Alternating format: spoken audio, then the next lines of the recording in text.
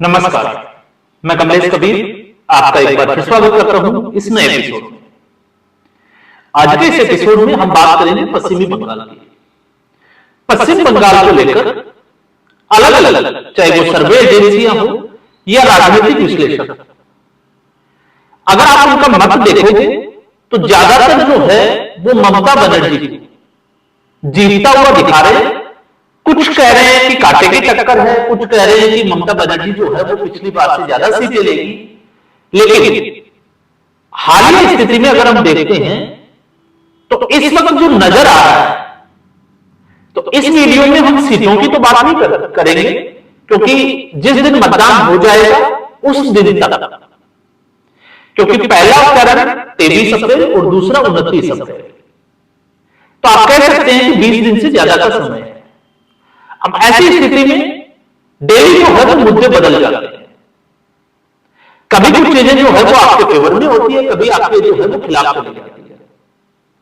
तो ऐसी स्थिति में, और पिछले 2024 का जो लोकसभा चुनाव था, या मैं कहूंगा कि जब से मैंने इन सब राजनीति को लेकर वीडियो बनाना शुरू किए हैं, तब से मेरी जो राजनीतिक समझ है वो ये कहती है कि लास्ट मोमेंट तक जो है वो मुद्दे बदल जाते हैं, और इस तरीके से मुद्दे बदलते हैं कि वो चुनाव का रुख ही बदल कर रख देते हैं। 2024 लोकसभा चुनाव, भारतीय जनता पार्टी की क्या स्थिति थी, लेकिन भारतीय जनता पार्टी 240 सीटों पर सिमट कर रह गई। पूर्ण बहुमत भी नहीं मिला, जबकि नारा लग रहा था 400 पार। क्यों हुआ, कैसे हुआ, हमने बहुत बार इसका डिस्कशन किया। हरियाणा विधानसभा चुनाव, जिसमें बड़े बड़े राजनीतिक जो धुरंधर थे, जो अपने आप को राजनीतिक विश्लेषकों में 20 साल 30 साल से काम कर रहे थे, सबकी जो भविष्यवाणी थी वो दरी की दरी रह गई। और क्यों रह गई? क्योंकि लास्ट के एक महीने में चुनाव जिस तरीके से बदला, उसको राजनीतिक दल ही नहीं समझ पाए। फिर उसके बाद में आप आ जाइए महाराष्ट्र विधानसभा चुनाव। किसने सोचा था कि लैंडस्लाइड विक्ट्री होगी, लेकिन हुई। और फिर ताजा उदाहरण आप लीजिए बिहार विधानसभा चुनाव का। 1.5 से 2 महीने पहले तक जहां तेजस्वी यादव को नीतीश कुमार के टक्कर की बात चल रही थी, अचानक से ऐसा क्या हुआ कि तेजस्वी यादव 25 सीटों पर आ गए। तो पश्चिमी बंगाल का चुनाव उसी दिशा में आगे बढ़ रहा है। इसलिए मैंने कहा कि सीटों की हम जो है वो बात नहीं करेंगे, लेकिन दरअसल में एक स्थिति जो है वो समझ में आती है, वो ये है कि इस 5 जगह पर चुनाव हो, पुडुचेरी को छोड़ दे तो 4 राज्य, जिसमें भारतीय जनता पार्टी को इन 5 जगह पे सिर्फ और सिर्फ 2 ही जगह जो है वो सत्ता में आने का बड़ा चांस है।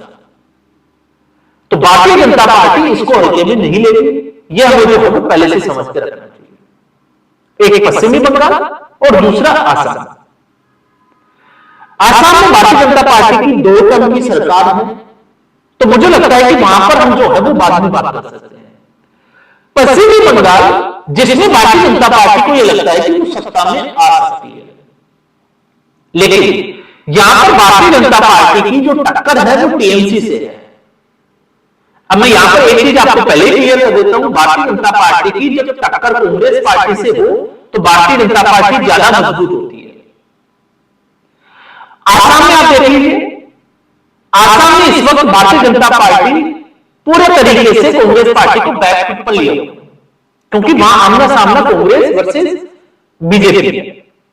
तो जहां कांग्रेस पार्टी है वहां बीजेपी के लिए थोड़ी आसानी हो जाती है, लेकिन जहां पर क्षेत्रीय दल मजबूत है वहां पर भारतीय जनता पार्टी को ज्यादा काम करने की जरूरत होती है, और वहां चुनौती उससे भी ज्यादा बड़ी होती है। अब ऐसे में ममता बनर्जी को आप हल्के में नहीं ले सकते। तो मैं ये तो नहीं कहूंगा कि कांटे की टक्कर नहीं है, पश्चिमी बंगाल में कांटे की टक्कर है, लेकिन एक जरूर जो है वो मैं कहूंगा, जो मेरा मानना है, हो सकता है मेरा आकलन गलत हो, कि वो भारतीय जनता पार्टी की तरफ। कारण क्या है? क्योंकि मुझे लगता है इस वक्त ममता बनर्जी जिस हालात में पहुंच गई है, एक तरीके से वो चुनाव लड़ना ही भूल गई है। और पश्चिमी बंगाल का इतिहास क्या कहता है? पश्चिमी बंगाल का इतिहास ये कहता है कि जो आक्रामक राजनीति है वो सूट करती है, चाहे वो किसी भी पार्टी की। आप याद कीजिए 1967 कम्युनिस्ट पार्टी के कानून सान्याल और मजूमदार हम पहले भी बात कर चुके हैं, जिस तरीके से उन्होंने नक्सलवादी का जो किसान आंदोलन था उसमें एक आक्रामक रणनीति अपनाई। और आक्रामक रणनीति ये थी कि ये जो आंदोलन है, जो विद्रोह है, वो सशस्त्र विद्रोह होना चाहिए और जनता का उसको समर्थन भी मिला। और समर्थन इस कदर मिला कि 34 साल तक लगातार लेफ्ट पार्टी ने पश्चिमी बंगाल में एक तरफा शासन किया, सिर्फ और सिर्फ आक्रामक राजनीति। उसके साइड इफेक्ट आप ये कह सकते हो कि देश जो है वो लाल आतंक की चपेट में आ गया, नक्सलवाद की चपेट में आ गया, लेकिन कहीं ना कहीं वो आक्रामक राजनीति का ही एक एग्जाम्पल था। अब उसके बाद में हम आते हैं, जब ममता बनर्जी को सत्ता मिली उससे पहले, क्योंकि 1999 तक तो ममता बनर्जी कांग्रेस पार्टी की थी। 1999 में कांग्रेस पार्टी से अलग होगा, क्योंकि उस वक्त शरद पवार ने एनसीपी बनाई, ममता बनर्जी ने टीएमसी बनाई और पीएस संगमा पार्टी तो नहीं बनाई, लेकिन ये तीन लोग जो है वो कांग्रेस पार्टी से टूट गए। ममता बनर्जी उसके बाद सड़कों पर उतरना शुरू हुई। उसने फाइट किया लेफ्ट पार्टियों के खिलाफ और आक्रामक रणनीति के साथ किया। तो सत्ता जो है वो टीएमसी के हाथों में चली गई। कांग्रेस पार्टी जो वजूद था वो भी खत्म हो गया। एक तरीके से एक बार फिर जो है वो इतिहास ने ये जो बताने की कोशिश की कि यहां पर आक्रामक राजनीति सूट करती है। अब ममता बनर्जी को सत्ता मिल गई और ममता बनर्जी ने उसको फॉलो किया। आक्रामक रणनीति जो है वो ममता बनर्जी की भी रही। और ममता बनर्जी की किस तरीके से रही आपको पता है कि दूसरी पार्टी के कार्यकर्ताओं के घर जलाना, हमला होना, मतदान के दिन जो है वो कई बूथ के ऊपर हाई वोल्टेज ड्रामा होना, हिंसा की घटनाएं सामने आना और ममता बनर्जी का सड़कों पर उतरना, ये इसका हिस्सा रहा। इसका पूरा फायदा जो है वो ममता बनर्जी को मिला। पिछले चुनावों को आप देख लीजिए, ममता बनर्जी की जो आक्रामक रणनीति थी उसके सामने भारतीय जनता पार्टी जो सरकार दिख रही थी कि सरकार बना सकती है, वो नहीं बना पाई। लेकिन इस बार ममता बनर्जी जो आक्रामक राजनीति के बजाय इस वक्त फ्रस्ट्रेशन की राजनीति कर रही है, डिफेंसिव खेल रही है। इससे आप अंदाजा लगा सकते हैं कि ममता बनर्जी की स्थिति पश्चिमी बंगाल में क्या है और उसको ब्रेक करने का काम किस तरीके से किया गया। क्योंकि अब तक जो है वो भारतीय जनता पार्टी सीधे तौर पर ममता बनर्जी के ऊपर हमला कर रही है। पिछले चुनाव में इस बार भारतीय जनता पार्टी ने रणनीति बनाई और रणनीति किस तरीके से बनाई। इस वक्त ममता बनर्जी को सीधे अटैक करने के बजाय भारतीय जनता पार्टी टीएमसी को जंगल राज के साथ जोड़कर जो है वो मैदान में उतर रही है। तो भारतीय जनता पार्टी इस वक्त ज्यादा आक्रामक दिखाई दे रही है जंगल राज को लेकर। जिस तरीके से बिहार में तेजस्वी के खिलाफ जो है वो रणनीति बनाई, क्योंकि बिहार में मुख्य प्रतिद्वंदी की भूमिका में तेजस्वी यादव थे, राहुल गांधी तो बिल्कुल भी नहीं थे। और जिन्होंने जो है वो बड़ी बड़ी जिसको हम कहते हैं कि लंबी लंबी फेंकना या लंबी लंबी बातें करना, जो राजनीतिक विश्लेषक वो उनके मुंह भी इसीलिए गिरे क्योंकि उनको लगा कि राहुल गांधी जो है वो मुख्य भूमिका में है, जबकि वहां पर राहुल गांधी का किरदार आई ना 3 में थे ना बिहार में जो है वो 13 में थे। और ये स्थिति पश्चिमी बंगाल में इस वक्त जो है वो साफ तौर से दिखाई दे रही है कि भारतीय जनता पार्टी और भारतीय जनता पार्टी की रणनीति का एक हिस्सा और जिसको लगातार जो है वो नजरअंदाज किया जाता है, वो हिस्सा यह है कि आरएसएस की जो भूमिका है उसको हम कई बार जो है वो पर्दे के पीछे का खेल सामने आता नहीं है, हम उसकी चर्चा करते नहीं है।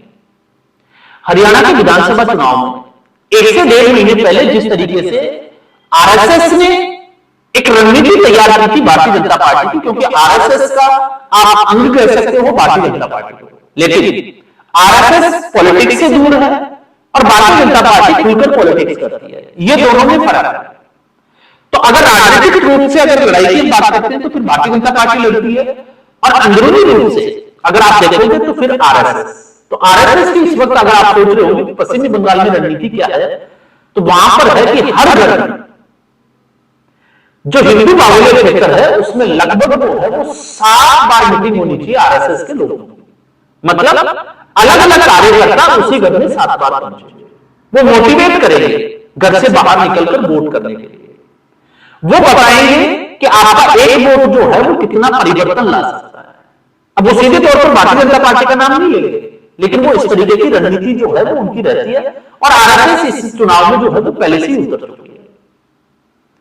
तो भारतीय जनता पार्टी, क्योंकि भारतीय जनता पार्टी को आप देखिए, जैसे ही 2024 में एक झटका लगा, आप याद करिए जन्माष्टमी का, क्योंकि जून में जो है वो परिणाम आया था, उसके बाद में जन्माष्टमी, और जन्माष्टमी जो है वो अगस्त सितंबर के आसपास जो है वो जन्माष्टमी होती है। मथुरा में मोहन भागवत के साथ पहुंचे हुए थे योगी आदित्यनाथ और आक्रामक तरीके से बटेंगे तो कटेंगे एक ये नारा निकला, और उसके बाद में आप देखिए स्थिति, चाहे वो योगी आदित्यनाथ हो या हेमंत बिस्वा शर्मा, दोनों ने हिंदुत्व को लेकर जिस तरीके से एक आक्रामक रूप अपनाया, लोगों ने भरपूर समर्थन दिया। तो यहां पर ये जो साइलेंट वोट, क्योंकि भारतीय जनता पार्टी 50% हिंदू आबादी के साथ वो काम कर रही है, वो दिखाई दे रहा है, लेकिन उसके बाद में आज भी एक ऐसी, जिसको हम कहें कि मतदाताओं की अवस्था या साइकोलॉजिकली हम अगर कहें तो सोच जो है वो इस तरीके की है कि वो साइलेंट रहना चाहते हैं। वो देख रहे हैं कि भारतीय जनता पार्टी किस तरीके से आक्रामक रणनीति अपना सकती है, उसके बाद में वो घरों से बाहर निकलना शुरू करेंगे। ऐसा क्यों? क्योंकि उनका जो पुराना अनुभव है वो ये कहता है कि अगर आप टीएमसी के अलावा किसी भी पार्टी का नाम लोगे तो आपको मुश्किलें होंगी। तो वो टीएमसी की गुंडागर्दी, फिर वो साझा शेख हो या किसी भी तरीके की, तो उस रणनीति में या उस जो राजनीति की जो, जिसको हम कहें जो टीएमसी की रणनीति कि हमें किसी भी हालत में लड़बो करबो मरबो जो भी है, किसी भी हालत में किसी दूसरी पार्टी के कार्यकर्ताओं को घरों में घुसने ही नहीं देंगे, प्रचार ही नहीं करने देंगे, तो आपको वोट कैसे मिलेगा? अब उसमें आप आरएसएस की रणनीति ले सकते हैं, भारतीय जनता पार्टी ने किस तरीके से रणनीति बना रखी है वो सबके सामने है, और उस रणनीति का ही एक तरीका है। जब मैं ये कहता हूं आक्रामक रणनीति का मतलब ये नहीं होता कि आप जो है वो जाकर ममता बनर्जी के जो टीएमसी के कार्यकर्ता नेता है उनके साथ मारपीट करोगे, नहीं। आक्रामक रणनीति का मतलब ये होता है कि इस चुनाव में एक चीज बड़ी इंटरेस्टिंग जो देखने को मिली कि शुभेंदु अधिकारी जो नंदीग्राम से ममता बनर्जी को हरा चुके हैं, इस बार उन्होंने सीधे तौर पर जो है वो भारतीय जनता पार्टी की आला कमान से कहा कि वो भवानीपुर सीट से भी चुनाव लड़ेंगे। इसे कहते हैं आक्रामक रणनीति अपनाना। और इसी का जो है वो फ्रस्ट्रेशन जिसकी मैं बात कर रहा था वो साफ तौर से दिखाई दे रहा है। और फिर उसके बाद में चुनाव आयोग, इस बार चुनाव आयोग जिस तरीके से काम कर रहा है पश्चिमी बंगाल में, वो भी अपने आप में अद्भुत है, क्योंकि आधी से ज्यादा जो समस्या है पश्चिमी बंगाल की वो तो चुनाव आयोग देख रहा है। चुनाव आयोग ट्रांसफर कर रहा है, चुनाव आयोग सुप्रीम कोर्ट में लड़ाई लड़ रहा है, चुनाव आयोग जो है वो एसआईआर की प्रक्रिया के दौरान जो संदिग्ध वोटर थे उनकी जांच कर रहा है। तो ऐसे तमाम मुद्दे जो थे वो एसआईआर की प्रक्रिया में चुनाव आयोग देख रहा है। तो चुनाव आयोग ने एक तरीके से ममता बनर्जी को पगडू कर दिया। अब ऐसी स्थिति में नुकसान का आकलन जो है वो आप इस तरीके से कर सकते हैं, क्योंकि भारतीय जनता पार्टी का जो लगातार बांग्लादेश की बात करती है, बांग्लादेशी घुसपैठियों की बात करती है, तो बांग्लादेशी घुसपैठिए भारतीय जनता पार्टी का वोट बैंक तो बिल्कुल नहीं हो सकता। आजादी के बाद से, क्योंकि पोलराइजेशन की बात हम कर सकते हैं, जिस तरीके से ध्रुवीकरण, तो ध्रुवीकरण भारतीय जनता पार्टी इस वक्त अगर आप देखोगे तो सिर्फ एक ही चीज समझ में आएगी कि इस बार पश्चिमी बंगाल का चुनाव सिर्फ और सिर्फ हिंदू और मुसलमान पे लड़ा जाएगा। इसमें कोई बुराई नहीं है, क्योंकि जहां ममता बनर्जी और दूसरे राजनीतिक दल जो है वो मुसलमानों को लुभाने के लिए, अपनी तरफ आकर्षित करने के लिए एक के बाद एक रणनीतिक तौर पर प्रयास कर रहे हैं, तो भारतीय जनता पार्टी खुलकर जो है वो हिंदुत्व की राजनीति कर रही है। और भारतीय जनता पार्टी जब खुलकर हिंदुत्व की राजनीति करती है आक्रामक तरीके से, उसका फायदा भारतीय जनता पार्टी को होता है। भारतीय जनता पार्टी को नुकसान होता है जब वो ये कहे कि सबका साथ, सबका प्रयास और सबका विकास, और उसमें सॉफ्ट हिंदुत्व की राजनीति करती है, तब भारतीय जनता पार्टी को नुकसान होता है। आप देखिए आसाम में हेमंत बिस्वा शर्मा खुलकर कह रहे हैं कि उनको मुसलमान वोट नहीं देंगे और उनको चाहिए भी नहीं। जहां मुस्लिम बाहुल्य क्षेत्र है, 22 सीटों पर भारतीय जनता पार्टी कैंडिडेट ही नहीं उतारेगी, क्योंकि उनको पता है वो जीतेगी नहीं। मतलब वो मियां मुसलमान की खुलकर बात कर रहे हैं। और इसी से देखिए आप कि इस वक्त जो है वो सारे पेरेंट्स ये कह रहे हैं कि हेमंत बिस्वा शर्मा लौट कर आ रहे हैं। और पश्चिमी बंगाल में हुमायूं कबीर और असदुद्दीन ओवैसी गठबंधन करके चुनावी मैदान में है, और उसका नुकसान किसको होगा आप समझ सकते हैं। और जिस तरीके से बांग्लादेशी घुसपैठियों में ममता बनर्जी को लेकर जो विश्वास कम हुआ है उसका असर भी, तो ये जो फ्रस्ट्रेशन है, ममता बनर्जी जो चाह रही थी वो भारतीय जनता पार्टी कर नहीं रही, इसी फ्रस्ट्रेशन के चक्कर में ममता बनर्जी को यह तक कहना पड़ रहा है, जब उमर अब्दुल्ला वो ये कहे कि इस देश में संसाधनों की, ऊर्जा की, एनर्जी सेक्टर में अगर आप देखोगे तो पेट्रोल, डीजल और एलपीजी की कोई कमी नहीं है, और अगर फिर भी कोई अकारण पेट्रोल पंप के ऊपर लाइन लगाएगा तो वो पेट्रोल पंप को ही बंद कर देंगे। और आप ममता बनर्जी का स्टेटमेंट देखिए कि इस देश में लॉकडाउन लग सकता है, प्रधानमंत्री नरेंद्र मोदी लॉकडाउन लगा देंगे, जबकि प्रधानमंत्री नरेंद्र मोदी का स्पीच जो है वो ये था कि जब हमने कोरोना जैसी महामारी, उस विकट समस्या से हम चुनौती से लड़कर डटकर उसका सामना करके बाहर निकले, तो ये भी एक वैश्विक संकट है, हम इससे भी बाहर निकल जाएंगे। तो उसको सिर्फ जैसे ही कोरोना का नाम लिया तुरंत पकड़ लिया। तो ममता बनर्जी जिस लॉकडाउन की बात कर रही है, आपको समझ में आ रहा होगा, वो चुनाव आयोग को कटघरे में खड़ा कर रही है, वो प्रधानमंत्री नरेंद्र मोदी को जो है वो टारगेट करने का प्रयास कर रही है, बावजूद इसके भारतीय जनता पार्टी ममता बनर्जी को टारगेट नहीं कर रही है। तो आज के एपिसोड में बस इतना ही। उम्मीद करूंगा वीडियो एपिसोड आपको पसंद आया होगा। वीडियो को लाइक करें, शेयर करें, चैनल जरूर सब्सक्राइब करें। धन्यवाद।